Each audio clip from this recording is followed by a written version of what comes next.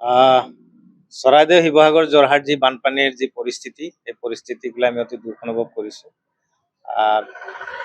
কেইবাজনো মহিলাই হওক পুৰুষ হওক বা শিশুসকল মৃত্যুবৰণ কৰিছে। আমি পৰিয়ালবৰ্গলৈ সমবেদনা জ্ঞাপন কৰিছোঁ। অতি দুখৰ বিষয় আৰু দুখৰ সময়। এই সময়ছোৱাত অসম চৰকাৰে যি ব্যৱস্থা গ্ৰহণ কৰিছে, আমি এটাই আহ্বান জনাওঁ অসম চৰকাৰলৈ যে এই লোকসকলক এতিয়া সাহস দিয়াৰ প্ৰয়োজন আছে। অকল সাহাৰ্য দিলেই নহ'ব।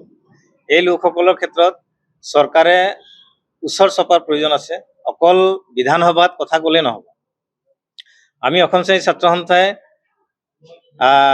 আমাৰ ছাত্ৰ সন্থাৰ বিষয়ববীয়াবিলাকেই হওক বা আন আন সদৌ অসম ছাত্ৰ সন্থাৰ বহু আমি দেখিছোঁ বিষয়ববীয়া বহু কষ্ট কৰিছে। তাত বানপীড়িত লোকসকলক কেনেধৰণে সকাহ দিব পৰা যায়, তেওঁলোকক কেনেধৰণে সাহাৰ্য প্ৰদান কৰিব পৰা যায়, বা আন আন ৰাজ্যৰ পৰা আপোনালোকে দেখিছে বহু লোকে আহি এই লোকসকলক কেনেধৰণে সকাহ দিব পৰা যায়, যে সাহাৰ্যৰ দ্বাৰা তেওঁলোকক সাহস দিব পৰা যায়, ব্যৱস্থা গ্ৰহণ কৰিছে। আমি অসম চৰকাৰক জনাওঁ যে এই লোকসকলক আমি দেখিছোঁ কেইবাগৰাকী মহিলা আপোনালোকৰ সংবাদ মাধ্যমৰ জৰিয়তে পাইছোঁ যে তেওঁৰ স্বামী মৃত্যুবৰণ কৰিছে। তেওঁ আজি তেওঁৰ আগফালে পিছফালে তেওঁৰ পৰিয়াল বুলি কোনো ব্যক্তি নাই। গতিকে এই লোকসকলক কোনে সকাহ দিব, কোনে তেওঁলোকক কামৰ কাৰণে কোনে সহযোগ কৰিব? চৰকাৰে আগবাঢ়ি আহিব লাগিব, প্ৰশাসনে আগবাঢ়ি আহিব লাগিব। গতিকে এই লোকসকলৰ ওচৰত এটা এটা গাঁৱত কেইজন ব্যক্তি মৃত্যুবৰণ কৰিছে, এই লোকসকলক কিন্তু চৰকাৰে আগবাঢ়ি আহি তেওঁলোকৰ নিয়ম যি নীতি নিয়ম আছে এই নীতি নিয়মসমূহ কৰাৰ ক্ষেত্ৰত কিন্তু চৰকাৰে আগবাঢ়ি আহিব লাগিব। প্ৰশাসনে গৈ তেওঁলোকক সকাহ প্ৰদান কৰিব লাগিব। গতিকে এয়াই কথা ক'লো। আৰু আমি দেখিছোঁ যে অন্য ৰাজ্যৰ পৰা বহু ব্যক্তি আহিছে, সহায় কৰিছে এই বানপীড়িত লোকসকলক। আৰু তেনে অৱস্থাত আমাৰ দুটা উদ্যোগ প্ৰতিষ্ঠান আছে, ONGC আছে, অইল ইণ্ডিয়া আছে। এই অইল ইণ্ডিয়া বা ONGCয়ে যেনেধৰণে কিন্তু এই লোকসকলক সাহাৰ্য প্ৰদান কৰিব লাগিছিলে বা এই লোকসকলক সাহস দিব খাতিৰত যেনেধৰণে তেওঁলোকে থিয় দিব লাগিছিলে, আমি কিন্তু থিয় দিয়া পৰিলক্ষিত হোৱা নাই। যেনেধৰণে তেওঁলোকে এক্টিভিটি হ'ব লাগিছিলে এক্টিভিটি হোৱা আমি পৰিলক্ষিত হোৱা নাই। গতিকে আমি অতি দুখ প্ৰকাশ কৰিছোঁ। কাৰণ আমি দেখোঁ সদায়, আমি মাহে মাহে আমি দেখোঁ চাহ বাগিচা অঞ্চলসমূহত আহে, গাঁওসমূহত অইল ইণ্ডিয়া আহে, অইল ইণ্ডিয়াৰ বিষয়ববীয়া আহে আৰু ONGCৰ বিষয়ববীয়া আহে। বাগিচাসমূহ কেনেধৰণে উচ্ছেদ কৰি অইলৰ খাদ বহাব পৰা, তেওঁলোকৰ এটা মাত্ৰ পৰিকল্পনা আমি কৰি থকা পৰিলক্ষিত হয়।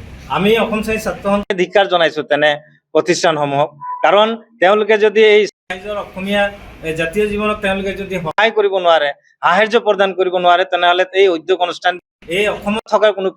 গতিকে আমি অসম শ্ৰেণী ছাত্ৰ সন্থাই এটাই তেওঁলোকক দাবী জনাব বিচাৰোঁ যে আপোনালোকৰ যি এক্টিভিটি, এই এক্টিভিটি স্বাভাৱিক জীৱন যাপনৰ সময়ত কিন্তু বাগিচাসমূহত কেতিয়াও আপোনালোকে বাগিচা উচ্ছেদৰ বিষয় লৈ আপোনালোকে কেতিয়াও নাহিব। অন্যথা কিন্তু অসম শ্ৰেণী ছাত্ৰ সন্থাই ইয়াৰ বিহিত ব্যৱস্থা গ্ৰহণ কৰিব। আৰু এটা এটা কথা কওঁ যে কেইবাটাও 20ৰো অধিক চাহ বাগিচা আমাৰ ক্ষতি হৈছে, বানাক্ৰান্তত লিপ্ত হৈছে। বহু মানুহ আজিও ককবকাই আছে। কিন্তু আমি দেখিছোঁ এই চাহ বাগিচা অঞ্চলত এটা চাহ মজদুৰ সংঘৰ সংগঠন এটা আছে।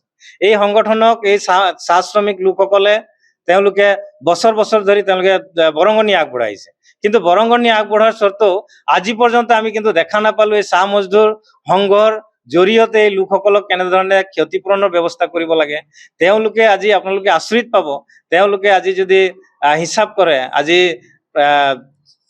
চাহ শ্ৰমিক লোকসকলে তেওঁলোকে চাহ মজদুৰ সংঘক দিয়া বৰঙণি আজি কোটি কোটি টকা তেওঁলোকে মানে হিচাপ কৰিব নোৱাৰাকৈ তেওঁলোকৰ ধন সংৰক্ষিত হৈ আছে।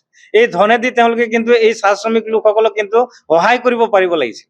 তেওঁলোকে আজিৰ সময়ত তেওঁলোকে এই পৰিস্থিতিত তেওঁলোকে এই লোকসকলক সহায়ৰ হাত আগবঢ়াবৰ কাৰণে তেওঁলোকে আগবাঢ়ি আহিব লাগিছিল। আমি কিন্তু দেখিছোঁ তেওঁলোকে মাত্ৰ এটা চাউলৰ টোপোলা লৈ যায়, এটা অলপ আলু লৈ যায়, দালি লৈ যায়, এই লোকসকলক বিতৰণ কৰা আমি পৰিলক্ষিত হৈছে। গতিকে আমি ধিক্কাৰ জনাইছোঁ তেনেধৰণে এই সংগঠন চাহ মজদুৰ সংঘকো। কাৰণ চাহ মজদুৰ সংঘক বহুত দিলে চাহ শ্ৰমিক ৰাইজে। আজি চাহ শ্ৰমিক ৰাইজৰ দুখৰ সময়ত কিন্তু চাহ মজদুৰ সংঘ আগবাঢ়ি আহিব লাগিছিল। আমি কিন্তু সেয়া আমি দেখা নাপালোঁ। সেয়ে আমি অসম চৰকাৰেই হওক, অসম চৰকাৰকো দাবী জনাওঁ যে যেনেধৰণে ব্যৱস্থা ল'ব লাগে এই বানপীড়িত লোকসকলৰ ওপৰত আপোনালোকে লোৱাৰ প্ৰয়োজন আছে। আমি অসম শ্ৰেণী ছাত্ৰ সন্থাই বা আন আন সংগঠনসমূহ আমি দেখিছোঁ বা অসমৰ ৰাইজে যেনেধৰণে সহায় আগবঢ়াইছে, মই তেওঁলোককো আমি অসম শ্ৰেণী ছাত্ৰ সন্থাৰ তৰফৰ পৰা ধন্যবাদ জ্ঞাপন কৰিছোঁ। যিকেইজন লোক আজি মৃত্যুবৰণ কৰিছে আমি পৰিয়ালবৰ্গকো সমবেদনা জ্ঞাপন কৰিছোঁ। এয়াই ক'লোঁ। আৰু আশা কৰিছোঁ সোনকালে এক স্বাভাৱিক পৰিস্থিতি ঠিক হওক।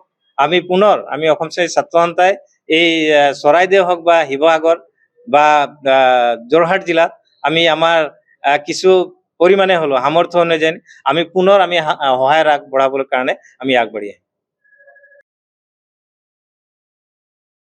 যিকোনো খবৰৰ বাবে যোগাযোগ কৰক 9181307221 আমাৰ এই নম্বৰত।